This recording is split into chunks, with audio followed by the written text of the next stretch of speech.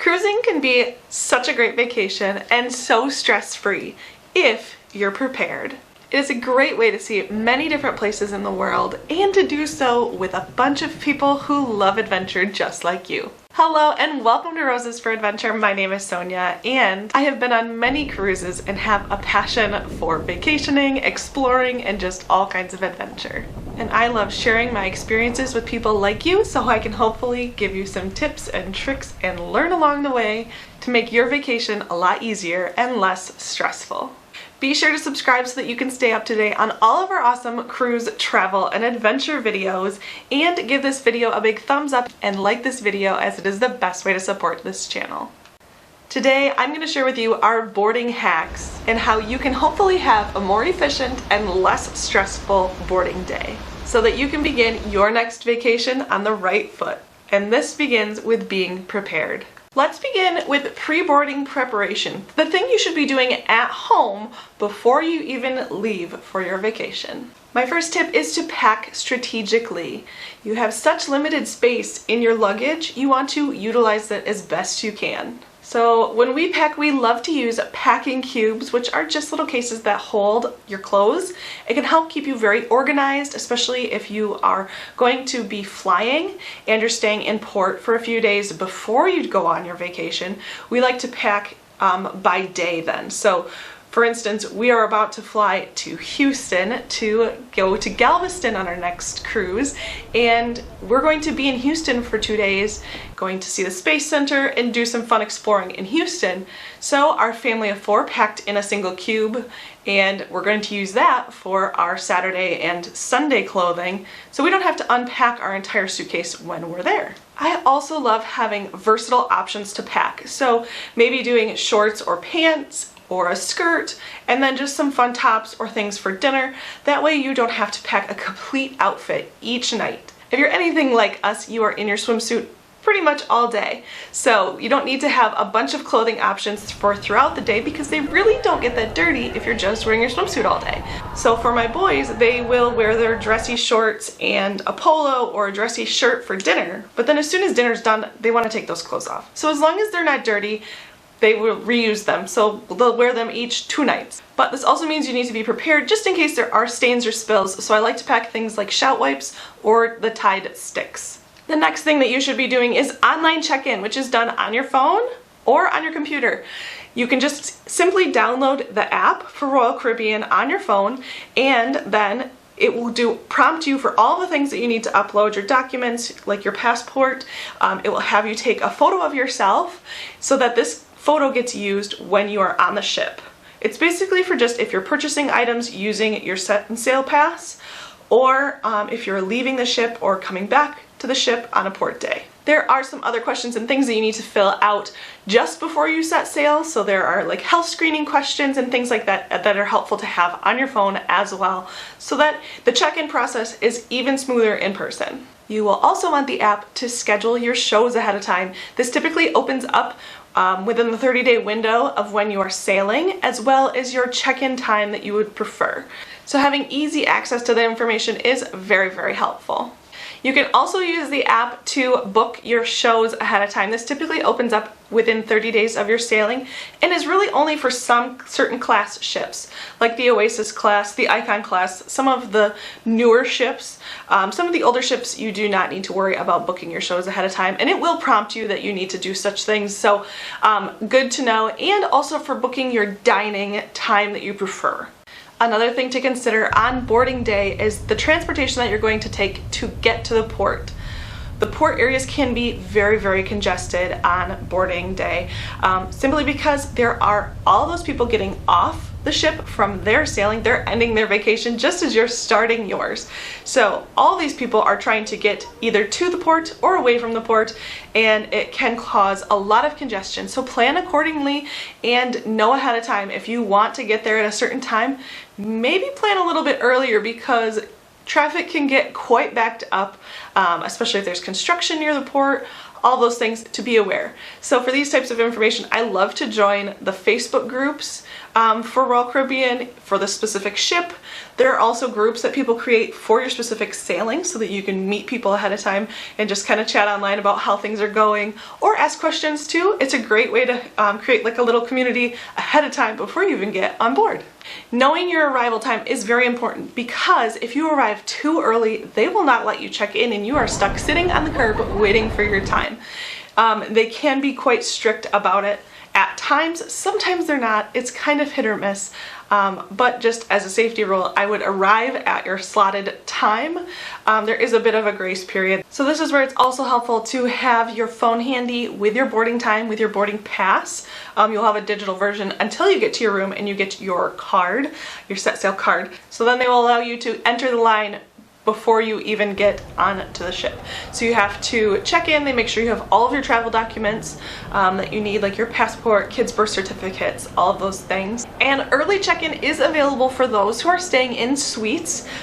Junior suites are not included according to Royal Caribbean's website, and also priority boarding for Pinnacle members. If you are new to Royal Caribbean and you don't know what a Pinnacle member is, it is just referring to Royal Caribbean's point system called the Crown and Anchor Society. So a Pinnacle member is someone who has over 700 points with Royal Caribbean, and typically speaking, you earn 1 point per night staying on a Royal Caribbean ship.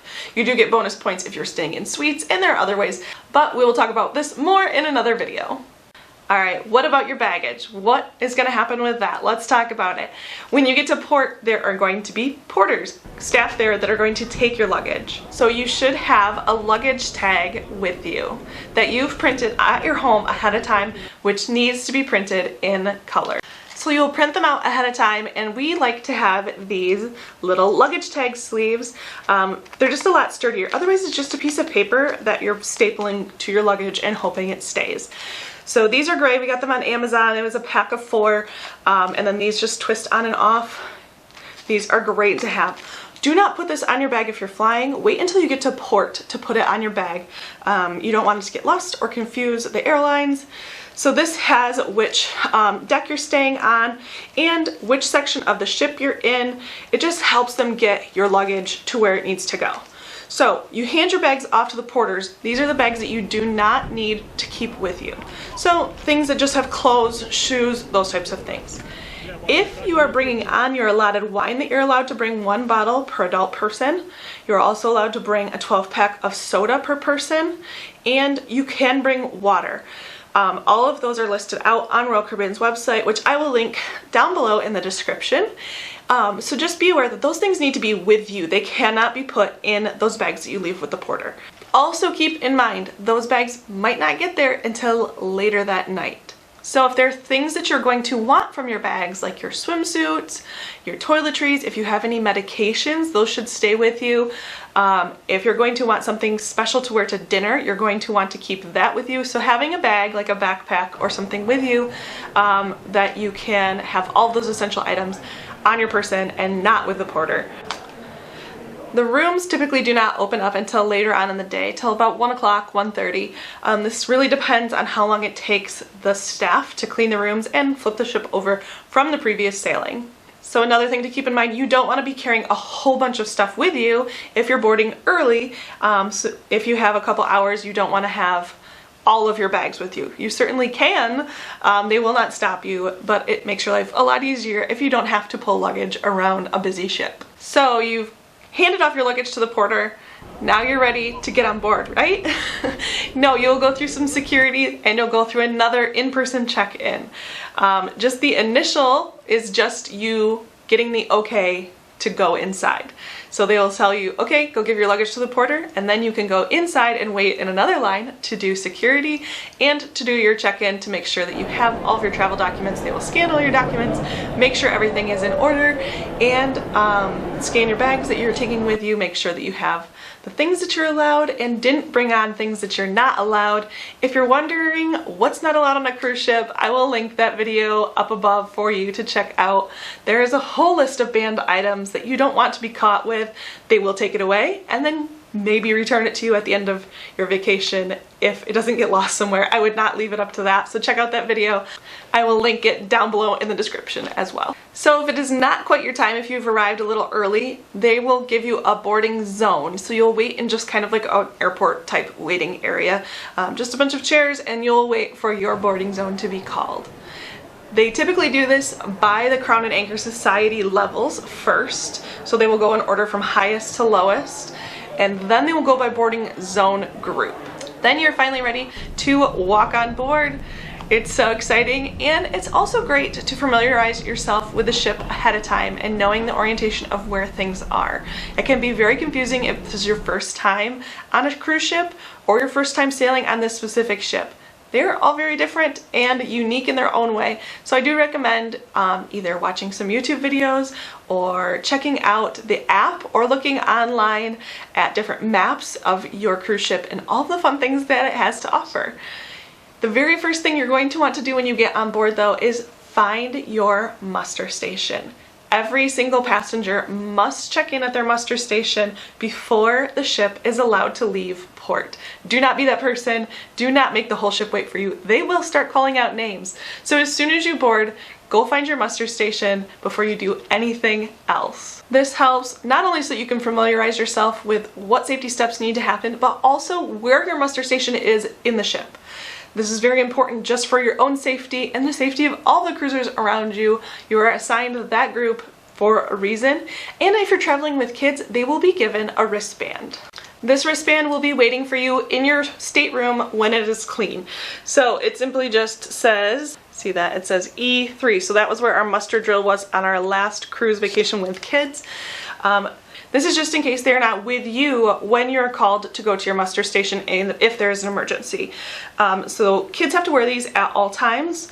If they do get worn out, I believe you can go to guest services and get a new one, but kids always have to have these on them, especially if they're going to the kids zone, everything, so they have to keep these on them. They'll be in your stateroom when your stateroom is ready. So we just immediately put that right on our kiddos. There is also a video that you can watch ahead of time. I believe it's put on the app 24 to 48 hours before boarding. So you can watch this video, just a brief video about what to do in case of an emergency. And they had a really cute one for small kids as well that might not understand the adult version. So just something that you have to watch ahead of time, or they have it on your TV screen playing in your room when you board. And then go ahead and check out the ship. It is so awesome, so much fun. We absolutely love cruising, and I hope you do too.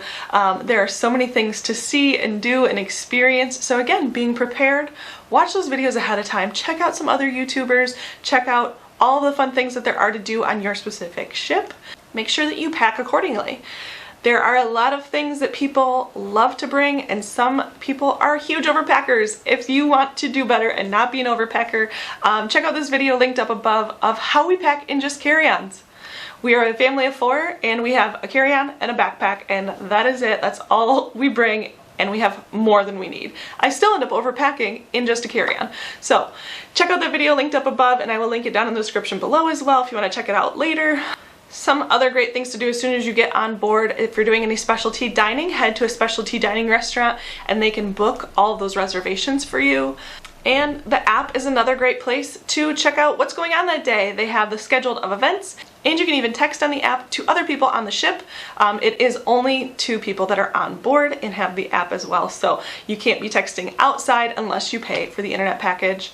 Let me know down in the comments if you have any other questions about cruising, if this is your first time cruise, or if you have any other helpful tips for fellow cruisers of things to think about on embarkation day when you are boarding your cruise vacation. What's something I left out? Let me know down in the comments.